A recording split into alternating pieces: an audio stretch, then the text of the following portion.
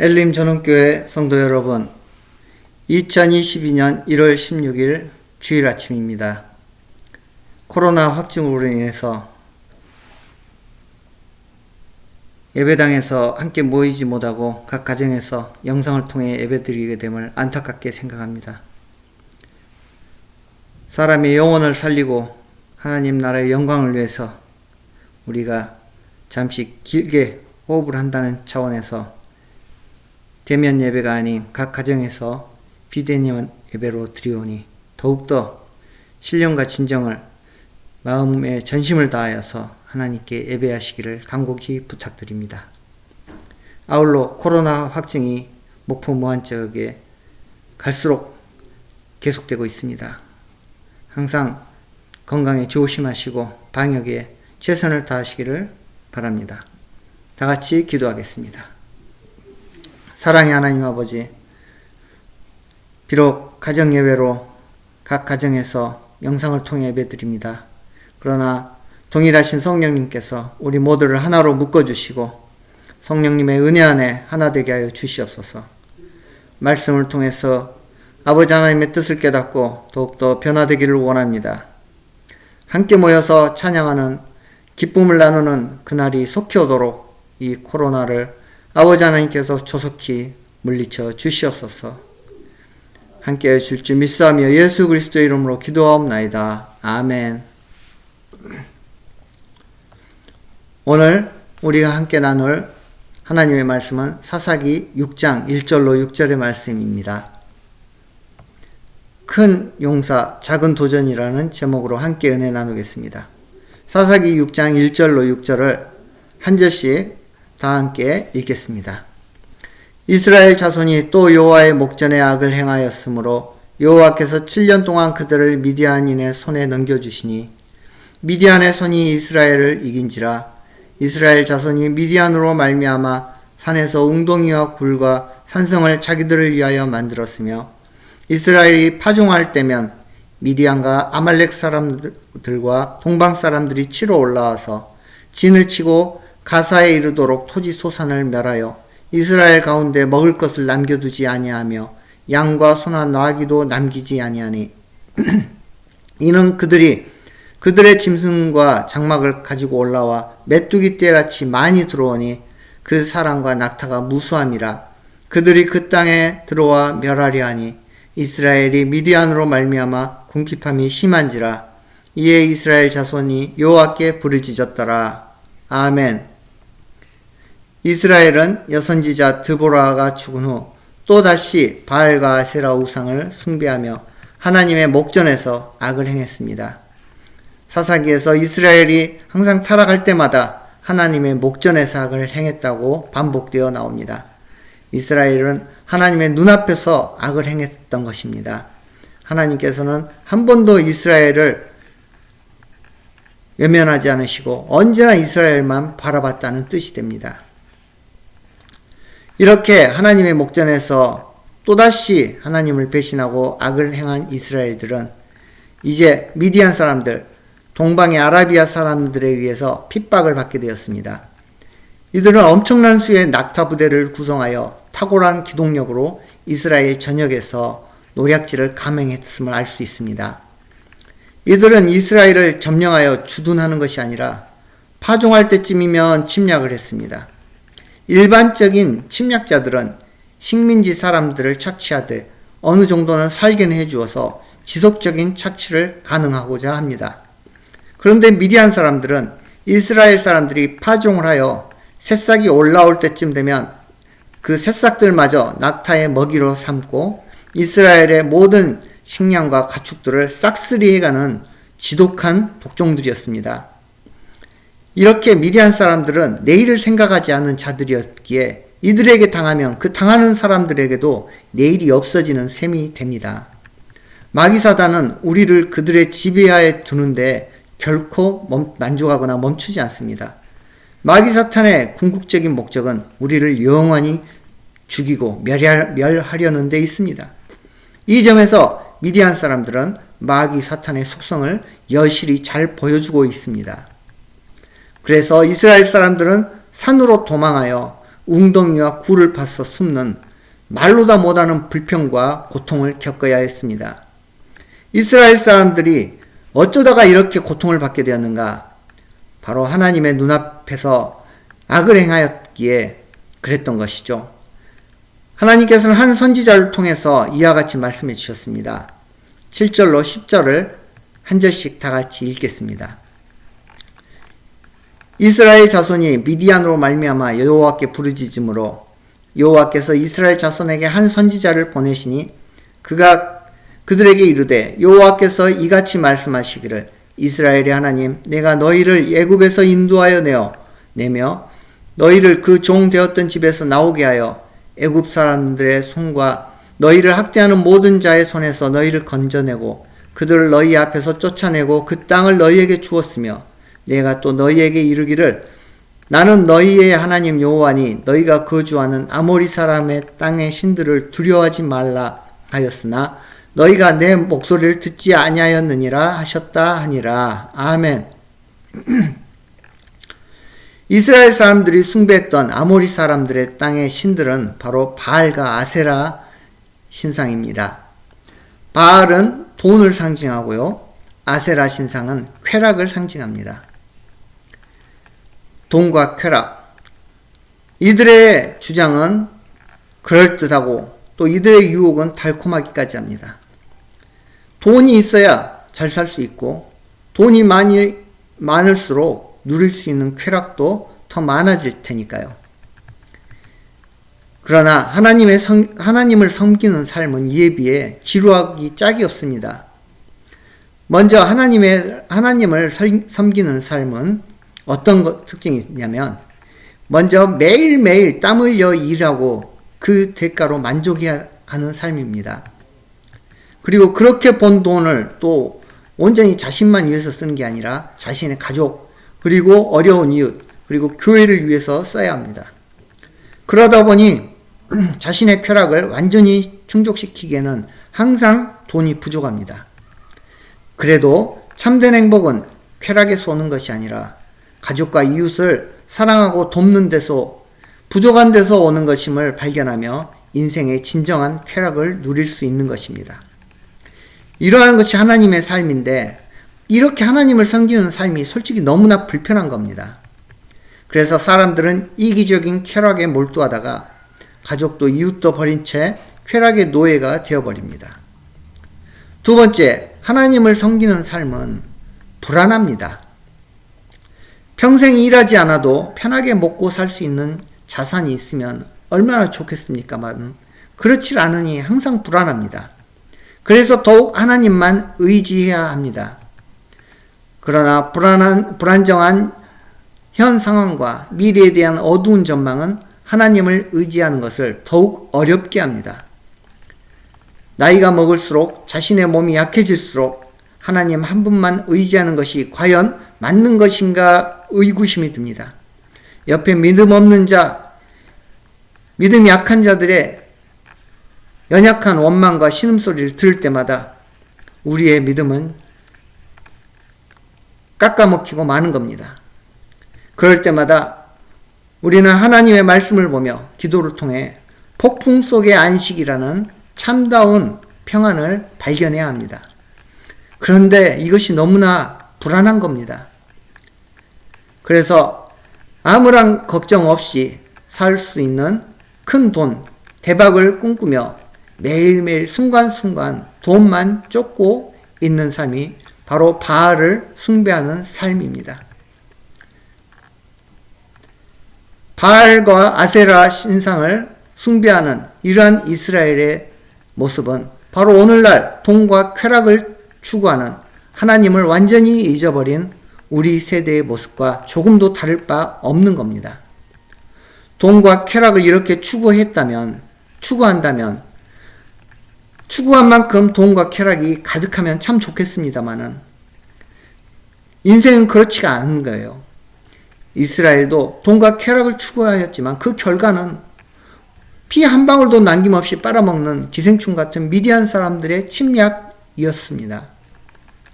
하나님을 섬기는 삶은 불편하고 불안정하지만 그래도 그 가운데서 이웃을 돕는 넉넉함과 안식을 누릴 수 있는 참된 평안이 있습니다.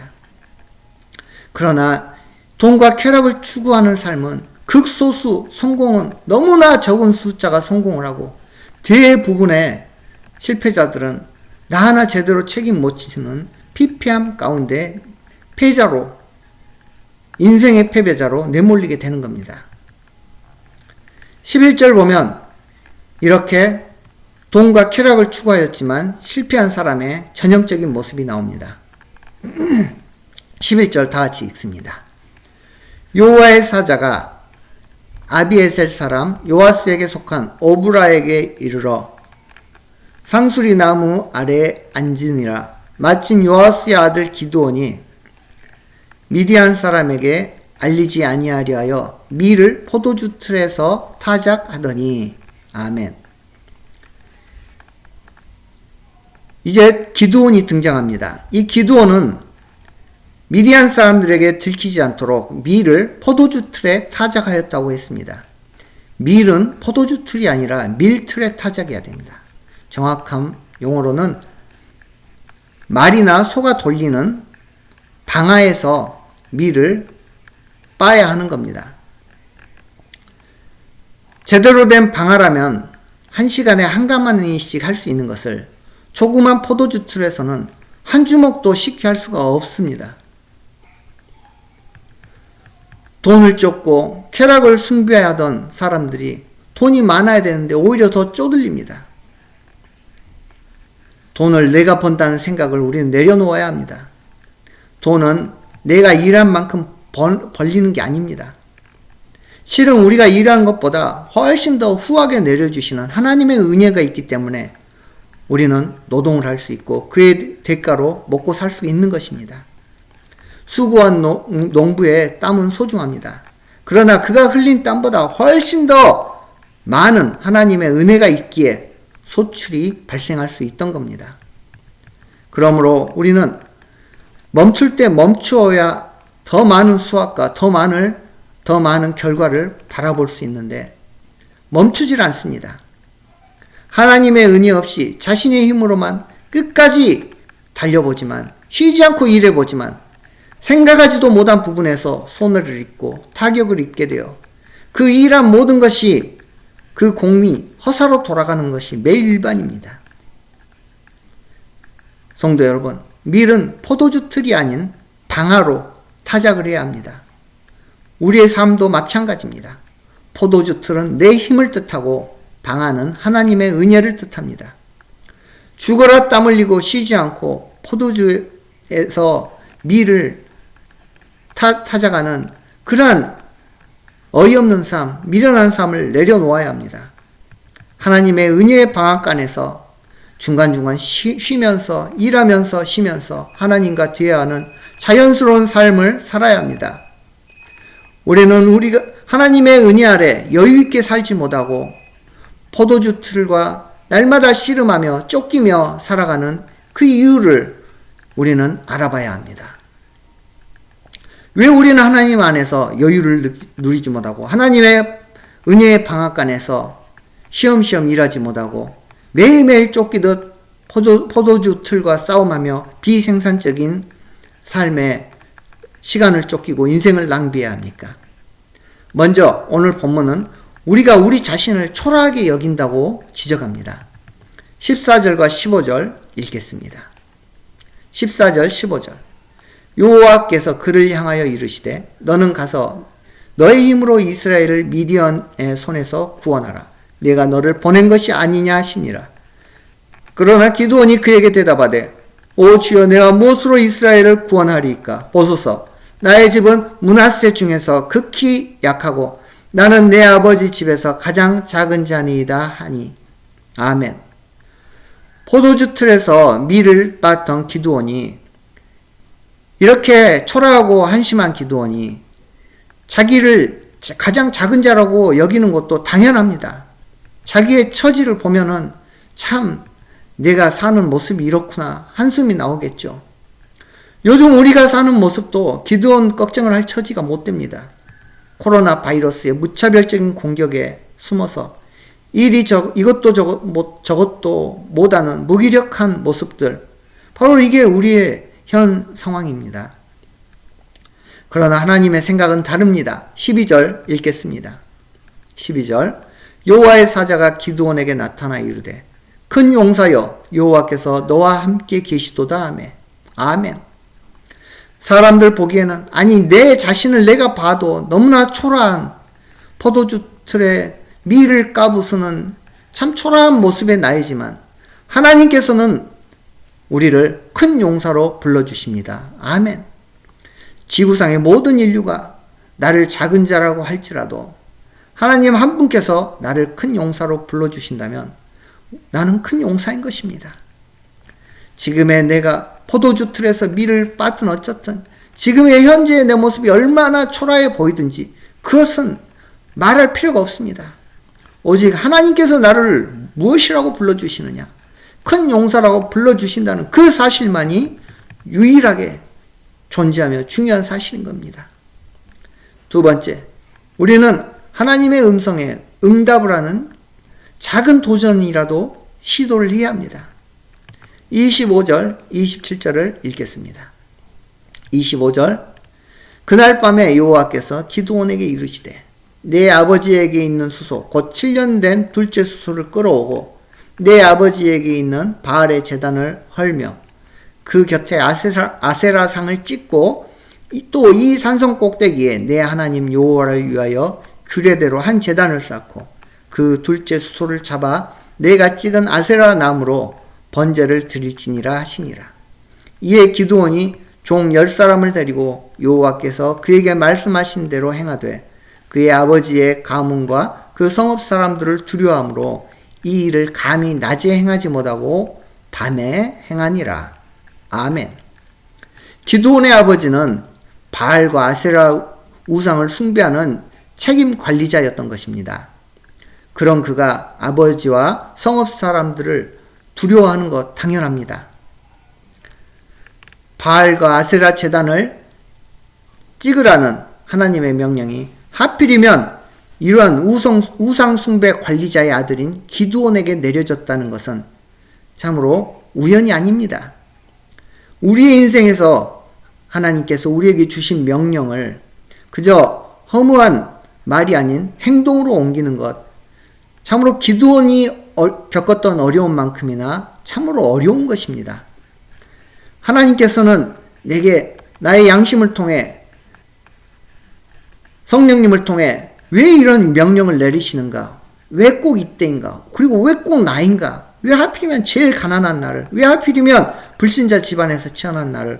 왜 하필이면 못 배운 나에게? 왜 하필이면 꼭 이런 때, 제일 가난한 때, 제일 힘들 때 이러한 명령을 지키라고 하시는가?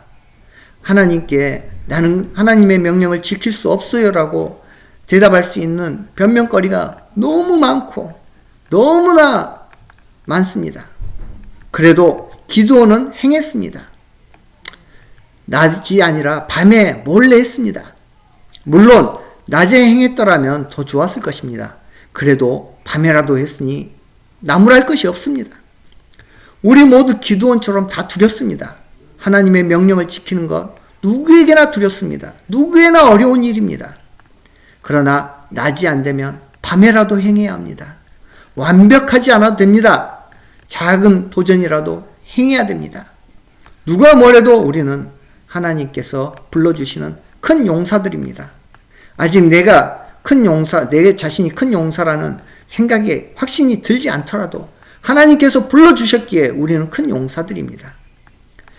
큰 용사들답게 일단은 작은 도전부터 시작합시다. 2022년 하나님의 명령을 어떻게든지 낮이 아니면 밤에라도 사람들 눈을 피해서라도 하나님의 명령을 지키고 행하는 우리들 결단을 보여주시기를 예수 그리스도 이름으로 축원합니다. 아멘. 다 같이 기도하겠습니다. 사랑의 하나님 아버지,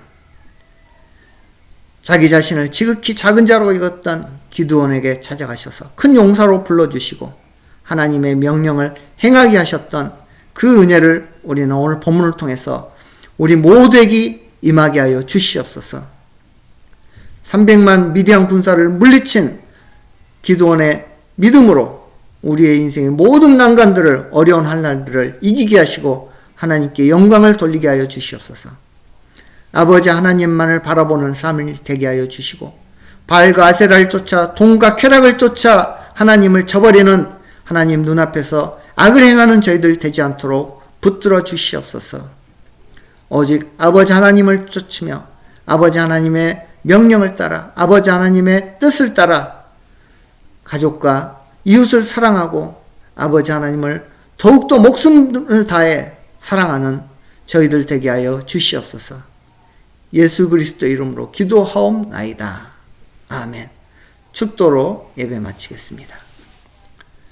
지금은 우리 주 예수 그리스도의 은혜와 아버지 하나님의 높고 지극하신 사랑하심과 성령님의 감동 감화 교통하심의 은혜가